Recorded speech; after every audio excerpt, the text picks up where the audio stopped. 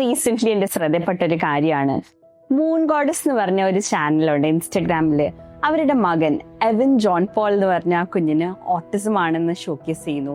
എന്തൊരു പോസിറ്റീവ് ആയിട്ടാണ് ആ അമ്മ ആക്ച്വലി ആ കുഞ്ഞിനെ ഷോക്കേസ് ചെയ്യുന്നത്.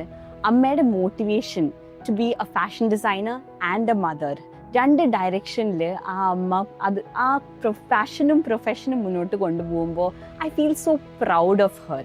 ശരിക്കും പറഞ്ഞു കഴിഞ്ഞാൽ മൂൺ ഗോഡസിൽ കാണിക്കുന്ന she is a real goddess. എവിൻ്റെ അമ്മ ഈസ് എ റിയൽ ഗോഡസ്. അതുപോലെ തന്നെ എവിൻ്റെ ഓരോ ഡിഫിക്കൽട്ടീസും ഓരോ ചാലഞ്ചസും ഓരോ പോസിറ്റീവ്സും മനസ്സിലാക്കിയിട്ടാണ് ആ അമ്മ ആ കുഞ്ഞിനെ മുന്നോട്ട് കൊണ്ടുപോകുന്നത്. വളരെ റീസെൻ്റ് ആയിട്ട് ഞാൻ കണ്ടൊരു വീഡിയോ, ഈ കുഞ്ഞിന് സ്വിമ്മിങ് ഭയങ്കര ഇഷ്ടമായിരുന്നു.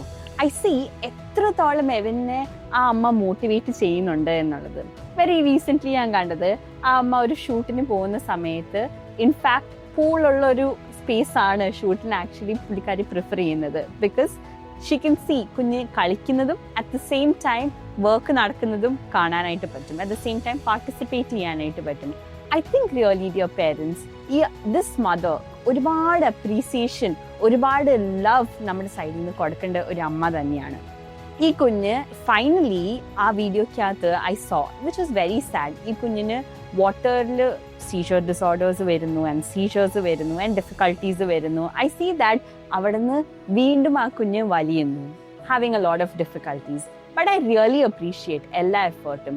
ഇൻഫാക്ട് നമ്മുടെ സൊസൈറ്റിയിൽ ഇത് ജസ്റ്റ് വൺ എക്സാമ്പിൾ ആണ്.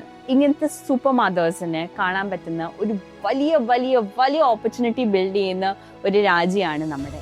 അതുപോലെ തന്നെ വലിയ വലിയ ഓപ്പർച്യൂണിറ്റീസ് ഉള്ള ഒരു രാജ്യവും ഉള്ള ഒരു ലോകമാണ് നമ്മുടെ.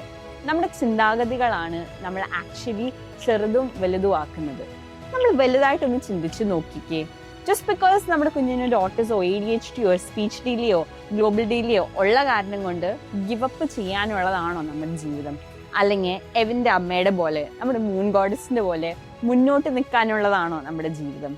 ഐ റിയലി ഫീൽ ഈ അമ്മമാരെ പോലെ ഡിഫറെൻറ്റ് പാർട്സ് ഓഫ് ദ വേൾഡിൽ ഡിഫറെൻറ്റ് മദേഴ്സ് ഇങ്ങനെ എക്സാമ്പിൾസ് ആയിട്ട് മുന്നോട്ട് വരട്ടെ എന്നുള്ളത് ഞാൻ ആഗ്രഹിക്കുന്നു.